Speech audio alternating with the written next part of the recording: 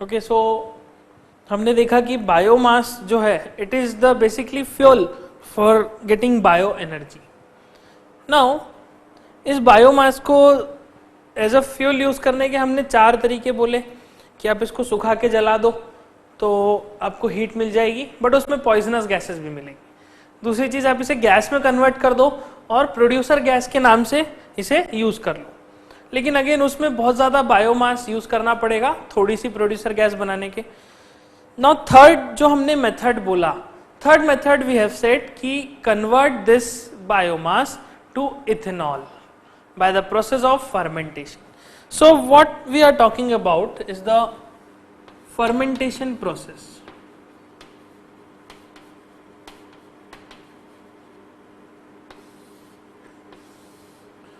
What is fermentation? Fermentation means adding of yeast and bacteria in the absence of oxygen.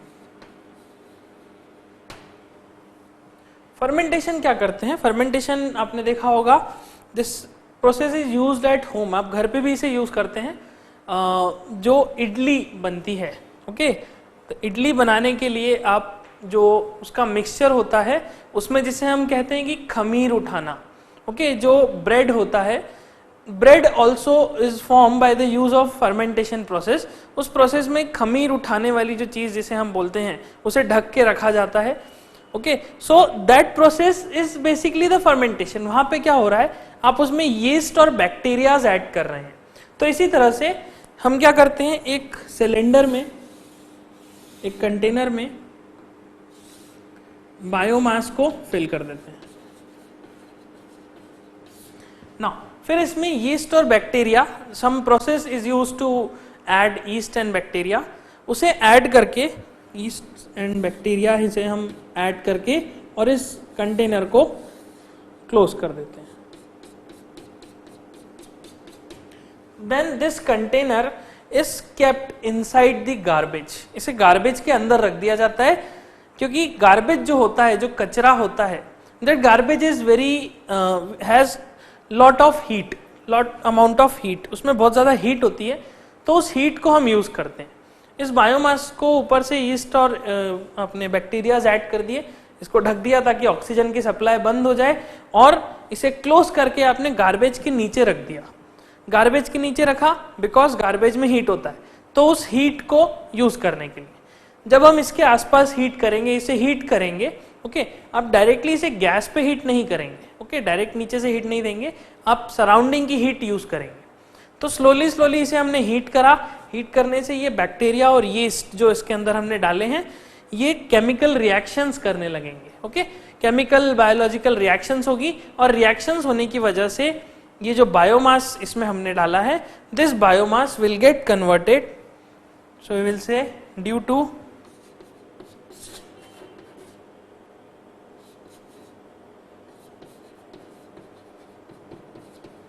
chemical reactions, this biomass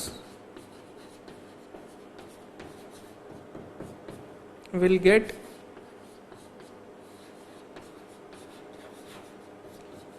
converted to, this biomass will get converted to ethanol। Ethanol में convert हो जाएगा। Ethanol is basically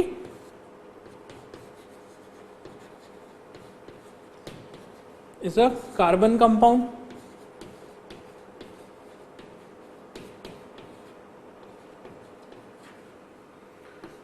ethanol is used as a substitute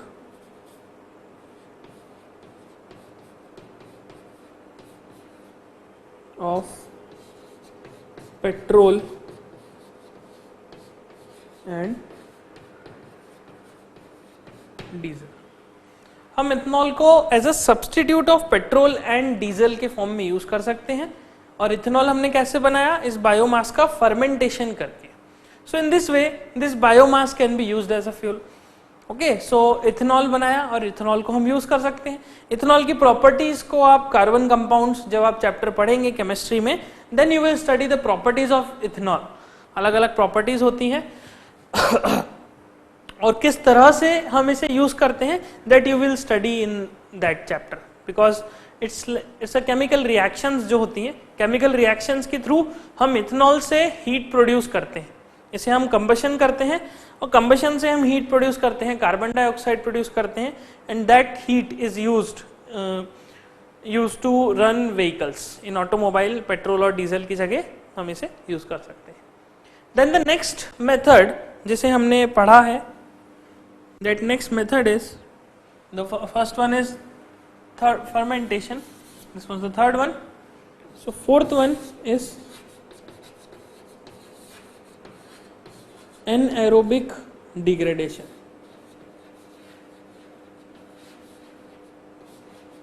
This method is very important method, anaerobic degradation. This anaerobic degradation is basically a method, is a process done by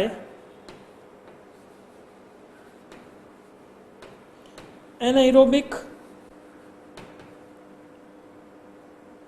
micro organisms or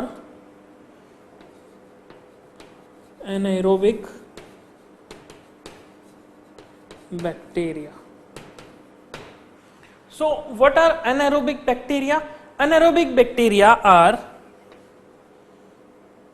those bacteria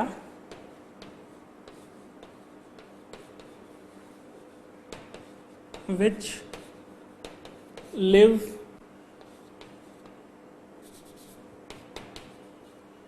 without oxygen. ऐसे bacteria जो oxygen के बिना survive करते हैं उन्हें हम एनाएरोबिक bacteria कहते हैं. इस प्रोसेस को हम एनाएरोबिक डिग्रेडेशन कह सकते हैं और एनाएरोबिक डाइजेशन भी कह सकते हैं. एनाएरोबिक डाइजेशन और एनाएरोबिक डिग्रेडेशन. इन दिस प्रोसेस हम इस बायोमास को, इस बायोफ्यूल को अगेन एक कंटेनर में रखते हैं. इस कंटेनर में हमने बायोमास रखा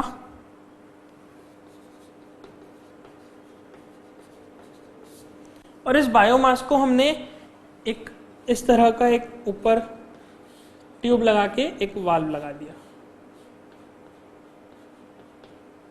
this is a valve.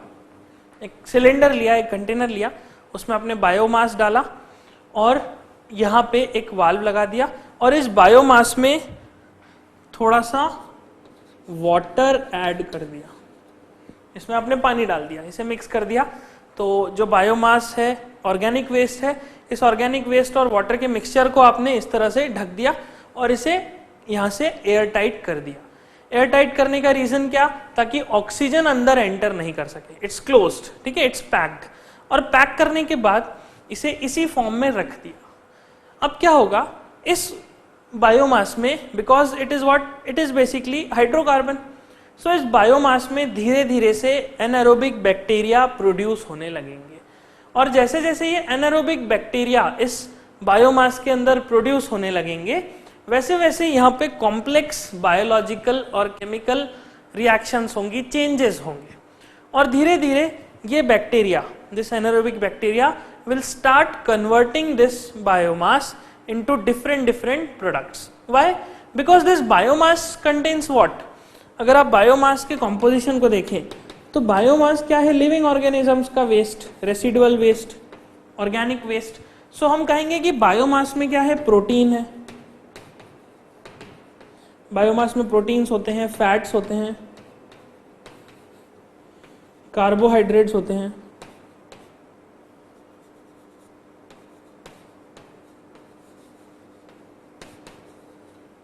And something like this. कुछ इस तरह से इसमें प्रोटीन्स, फैट्स और कार्बोहाइड्रेट्स हैं. तो ऑब्वियस सी बात है अगर ये चीजें हैं तो इनको खा के ये बैक्टीरिया सरवाइव कर सकते हैं, ये बैक्टीरिया प्रोड्यूस हो सकते हैं. सो इन बैक्टीरिया के प्रोडक्शन से क्या होगा, ये जो कॉम्प्लेक्स मॉलिक्यूल्स हैं, फैट्स हैं, प्रोटीन्स हैं, कार्बोहाइड्रेट्स हैं, ये complex molecules will start breaking this complex molecules. ये बहुत बड़े मॉलिक्यूल्स होते हैं, कॉम्प्लेक्स होते हैं। This will start breaking and getting converted to small and simpler molecules. इसमें ब्रेक होगा, ब्रेक होके ये सिंपल मॉलिक्यूल्स में कन्वर्ट होंगे बिकॉज दीज आर कॉम्प्लेक्स। तो सिंपल मॉलिक्यूल्स में कन्वर्ट होने से we will get, so we will say it converts to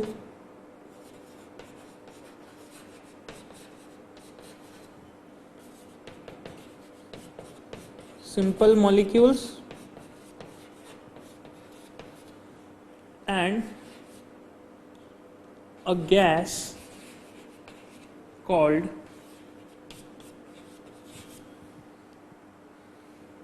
biogas. So क्या कहा हमने, एनारोबिक डिग्रेडेशन मतलब ऑक्सीजन के एब्सेंस में बैक्टीरिया की ग्रोथ। एनारोबिक बैक्टीरिया ऐसे बैक्टीरिया जो ऑक्सीजन के बिना सरवाइव कर सकते हैं। आपने बायोमास में पानी मिला के रख दिया तो बायोमास प्रोटीन, फैट्स और कार्बोहाइड्रेट्स का मिक्सचर है। इस मिक्सचर में बैक्टीरिया बने और बैक्टीरिया की वजह से कुछ केमिकल रिएक्शंस हुई।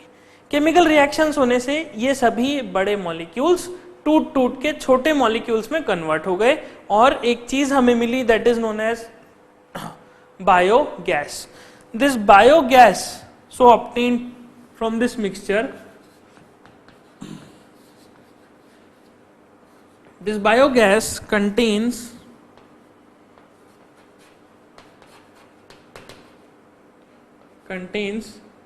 methane and CO2। इस बायोगैस में मीथेन होता है, methane is CH4, methane is CH4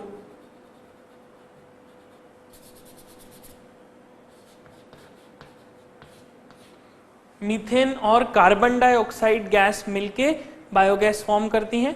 and this carbon dioxide is what, it's an inert gas. ये इनर्ट है, ये किसी से रिएक्शन नहीं करने वाली, ये सीधा सीधा एटमॉस्फेयर में रिलीज हो जाएगी। लेकिन CH4 मीथेन, हमने ये देखा था कि मीथेन जो होती है, methane is a fuel. Methane की कैलोरीफिक वैल्यू बहुत ज्यादा होती है। So we will say this biogas can be used as a fuel. Why as a fuel? Because this gas contain methane. Methane क्या है, मीथेन अपने आप में एक फ्यूल है, तो इसीलिए। और दिस बायोगैस में जो मीथेन है, methane has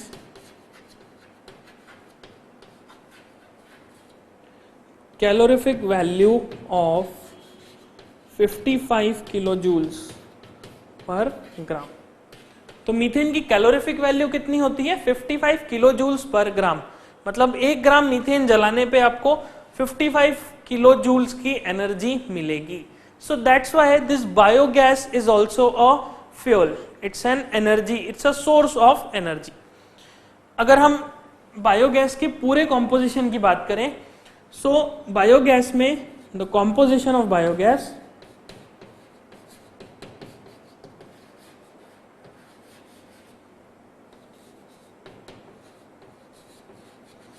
biogas contains, number 1 is methane. Methane का content in this biogas is around 70%। 70% जो गैस है, this is methane. Second, this contains carbon dioxide which is around 10 to 15% और 20%, 15% के आसपास। This is carbon dioxide. Then it contain nitrogen. This mixture, this biogas also contain nitrogen, and the content of nitrogen is also 5 to 6%, 5 to 6% or 6 to 7%. Then it contain other gases. इसमें और भी कई प्रकार की gas होती हैं which are 3 to 4%, 3 से 4% दूसरे प्रकार की गैस होती हैं, but majority content is of methane, and methane is a good gas, methane is a fuel, so that's why biogas can be used as a fuel. तो biogas हमने produce कैसे करी? बायोगैस हमने प्रोड्यूस करी by the process of anaerobic degradation. इस process में bacteria ने हमारी मदद करी बायोगैस को बनाने में। और यहाँ पे क्या होगा, जब आप वाटर और बायोमास को मिक्स कर दोगे तो यहाँ पे ये मिक्सचर बनेगा। इस मिक्सचर में बायोगैस धीरे धीरे उठ के यहाँ पे कलेक्ट हो जाएगी।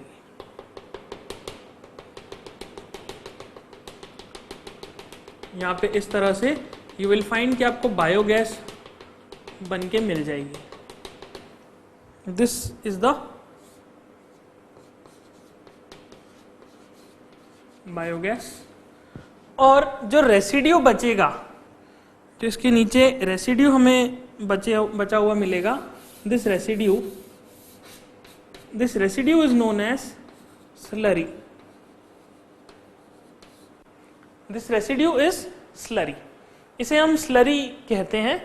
And this residue is also very important to use. Okay, so we will study it in next topic. So first you can note this. Okay, so biogas के बारे में हमने कहा।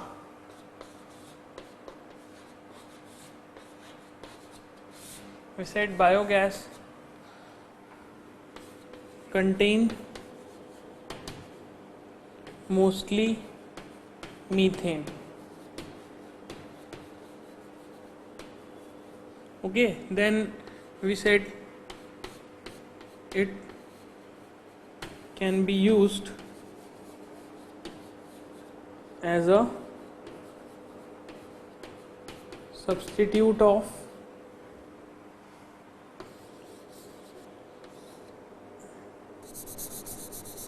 natural gas.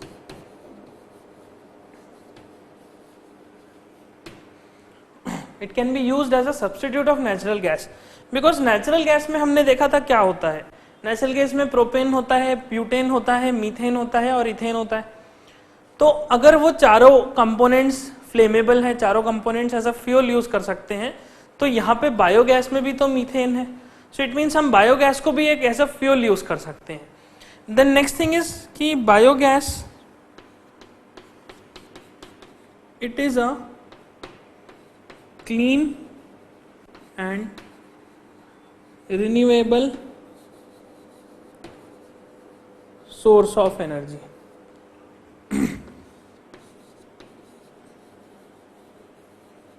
It is what? It is basically a clean and renewable source of energy. Why it is clean? Because mostly इसमें methane है और carbon dioxide है। जब आप इसे बर्न करेंगे तो कार्बन डाइऑक्साइड तो इनर्ट है, वो तो उड़ जाएगी। जो मीथेन है that will react with oxygen and again form carbon dioxide and heat. मतलब अगर इस गैस को बर्न करेंगे तो 70% 75% जो मीथेन है that will give you energy and rest is the carbon dioxide. कोई खास पॉइजनस गैस इसमें से नहीं निकलने वाली। Why? Because this is basically the biomass, it is the living matter का ही मास है। तो इसीलिए इसमें से कुछ खास ऐसा वेस्ट नहीं निकलेगा, कुछ बड़ी पॉइजनस गैस नहीं निकलेगी, बिकॉज हमने इसका एनारोबिक डिग्रेडेशन कर दिया। तो इसीलिए बायोगैस को हम as a substitute of natural gas आसानी से यूज कर सकते हैं। Then it's a renewable source of energy because renewable because organic waste will remain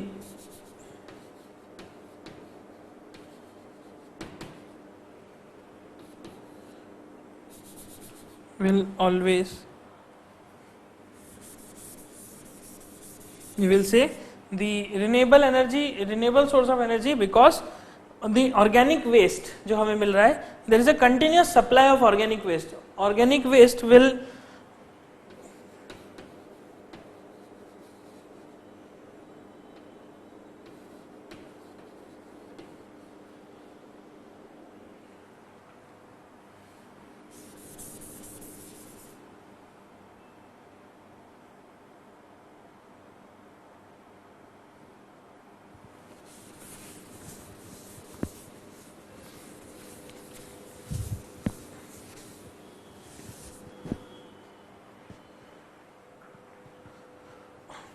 Okay, so we are studying about the biogas, and we have said that it contain mostly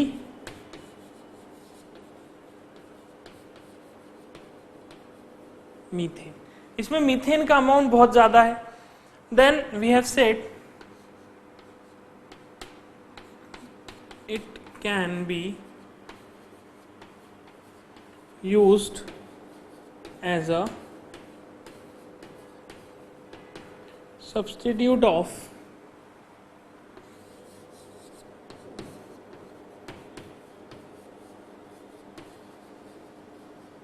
natural gas. Why we can use it as a substitute of natural gas? Because अगर आप देखें तो natural gas का क्या composition है? Natural gas contains propane, ethane, methane and butane. ये चार चीजें उसमें होती हैं और ये चारों चीजें, ये सभी चीजें बेसिकली फ्लेमेबल सब्सटेंसेस हैं. ये फ्यूल है, इनको बर्न करने पे एनर्जी मिलती है.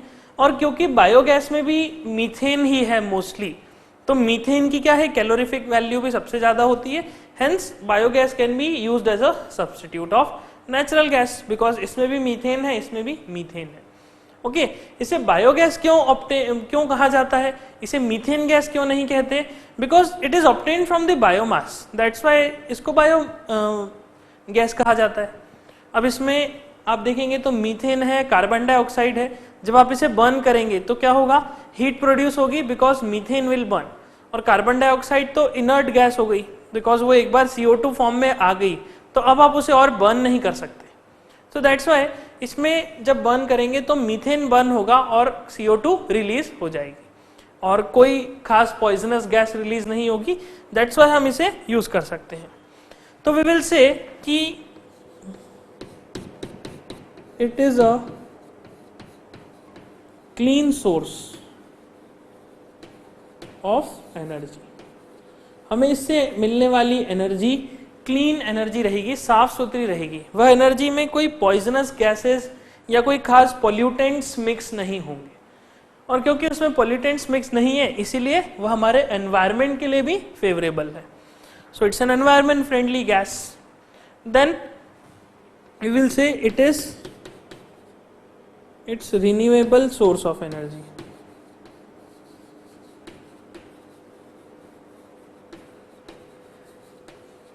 Why it is renewable source of energy?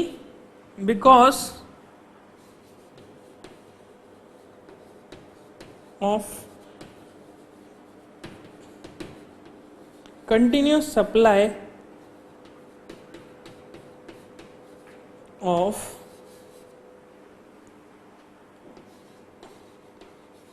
Organic waste. यह रिन्यूएबल सोर्स ऑफ एनर्जी इसलिए है बिकॉज ऑर्गेनिक वेस्ट कभी खत्म नहीं होने वाला. ऑर्गेनिक वेस्ट कहाँ से आ रहा है? ऑर्गेनिक वेस्ट लिविंग बीइंग से आ रहा है. क्या लिविंग बीइंग खत्म हो जाएंगे? हम कहेंगे नहीं, अभी तो नहीं हो रहे खत्म. प्लांट्स रहेंगे, एनिमल्स रहेंगे, स्लॉटर हाउसेस चलते रहेंगे, नए लिविंग बीइंग्स प्रोड्यूस होते रहेंगे.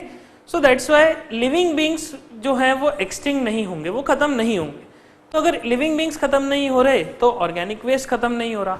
अगर कंटिन्यूस ऑर्गेनिक वेस्ट की सप्लाई है तो कंटिन्यूसली मुझे बायोगैस मिलती रहेगी. सो इसीलिए इसे हम कहेंगे कि ये एक रिन्यूएबल सोर्स ऑफ एनर्जी. और क्या कह सकते हैं? Now next is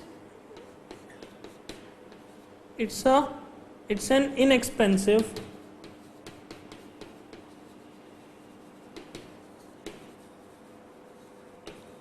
source of energy. यह एनर्जी, यह बायोगैस की जो एनर्जी है, bio energy, it's an inexpensive source of energy. क्या आप सोच सकते हैं इसे इनएक्सपेंसिव क्यों कहा गया? बिकॉज ये एनर्जी हमें वेस्ट से मिल रही है, ऑर्गेनिक वेस्ट से, कचरे से मिल रही है. क्या कचरे की कोई कीमत होती है? हम कहेंगे नहीं, लेकिन हाँ उसकी कीमत है. उसकी बहुत बड़ी कीमत है कि वो हमें बायोगैस बना के देता है. सो कुछ लोगों को ये नहीं पता कि कचरा कितना इंपॉर्टेंट है. हमें लगता है कचरा बेकार चीज है, बट इट्स गुड. वो हमको कुछ गैस, कुछ प्रोडक्टिव चीज बना के दे रहा है. So it's an inexpensive source of energy because organic waste is almost freely available. आपको कचरा खरीदना नहीं पड़ता, आपको फ्रीली मिल जाता है। ठीक है, लोग कचरा बाहर फेंकते हैं, तो यू कैन टेल देम कि आप इसे कलेक्ट करके हमें दे दें, so you can use that organic waste. Okay, then सबसे अच्छी चीज क्या है, ऑर्गेनिक वेस्ट जो है उसे हम यूज करके कुछ एनर्जी प्रोड्यूस कर रहे हैं, कुछ प्रोडक्टिव काम कर रहे हैं, तो उस तरह से हम ऑर्गेनिक वेस्ट का भी प्रॉपर डंपिंग कर रहे हैं। So it is also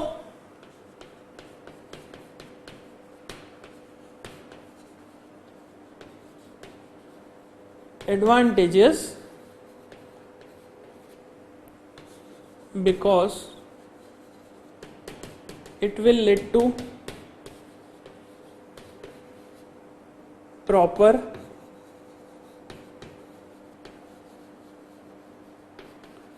dumping of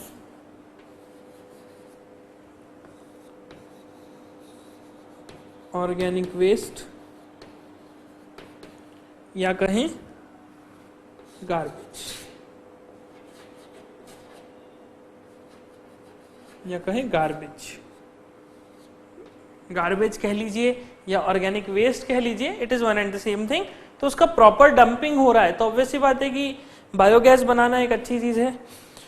now एक और इंपॉर्टेंट पॉइंट बायोगैस के लिए, हमने अभी देखा कि बायोगैस जो चीज है, बायोगैस बनी बायोमास से, बायोमास का क्या करा, एनारोबिक डिग्रेडेशन किया। लेकिन हमने देखा था कि बायोगैस के अलावा उसमें एक चीज और रह गई थी, दैट रेसिड्यू। तो that residue is known as slurry. उसे हमने कहा था कि इसे स्लरी बोला जाता है, and slurry is a by product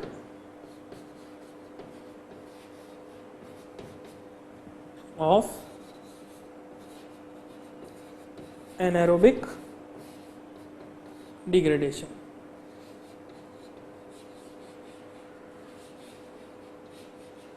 जो हमने स्लरी बनाई थी, that slurry is what, slurry is basically the by product of anaerobic degradation.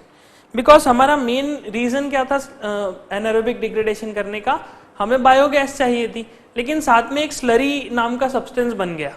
Slurry means जो कचरा बच गया, बायोगैस तो ऊपर कलेक्ट हो गई, हमने देखा सिलेंडर के ऊपर बायोगैस आ गई, और नीचे जो वेस्ट बचा that is slurry. Now slurry किस तरह से यूजफुल है, slurry contains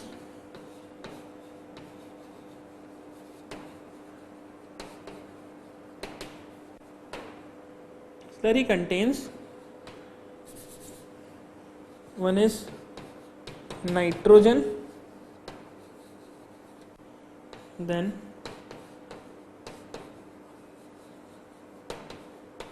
potassium, then hydrogen and many other important elements. Hence slurry में क्या है, स्लरी क्या है, बायोमास से बनी है। अल्टीमेटली वेस्ट में भी क्या मिला हमें, नाइट्रोजन कंटेंट है उसमें, पोटेशियम का कंटेंट है, हाइड्रोजन का कंटेंट है। क्या ये तीनों सब्सटेंस लिविंग ऑर्गेनिजम्स के लिए इंपॉर्टेंट नहीं है? हम कहेंगे हाँ, ये बहुत ही ज्यादा इंपॉर्टेंट है। नाइट्रोजन, हाइड्रोजन और पोटेशियम हमारी बॉडी के लिए बहुत ज्यादा इंपॉर्टेंट है। मेटाबॉलिक एक्टिविटीज को कैरी आउट करने के लिए ये तीन सब्सटेंसेस बहुत काम के होते हैं। That's why this slurry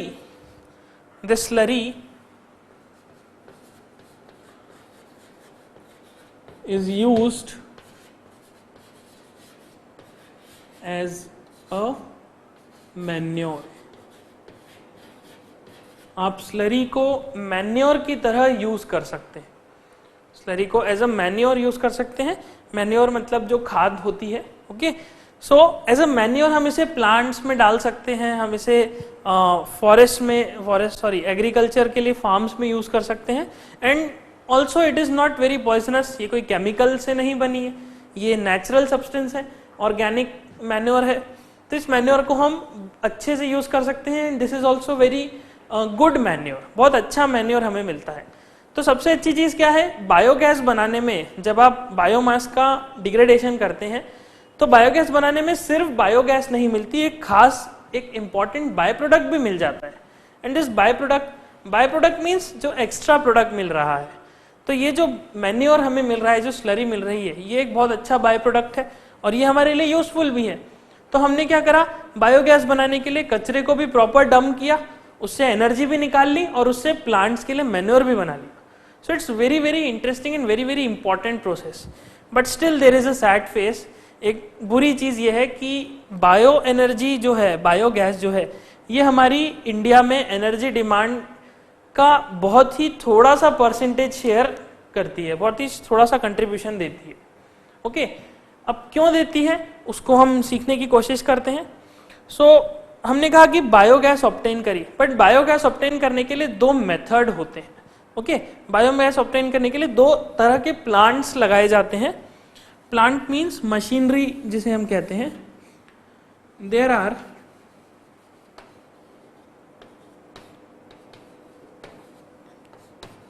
two types of plants. Number one is fixed dome biogas plant. Next is floating dome biogas plant. There are two types of biogas plant. One is fixed dome and one is floating dome, and these biogas plants are mostly common in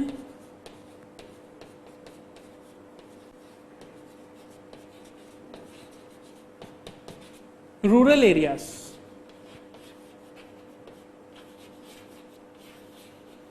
generally हम biogas plants को rural areas में use करते हैं, वहां पे ये plants बहुत common होते हैं. So we will try to study these two fixed dome and floating dome biogas plant. First you can note this.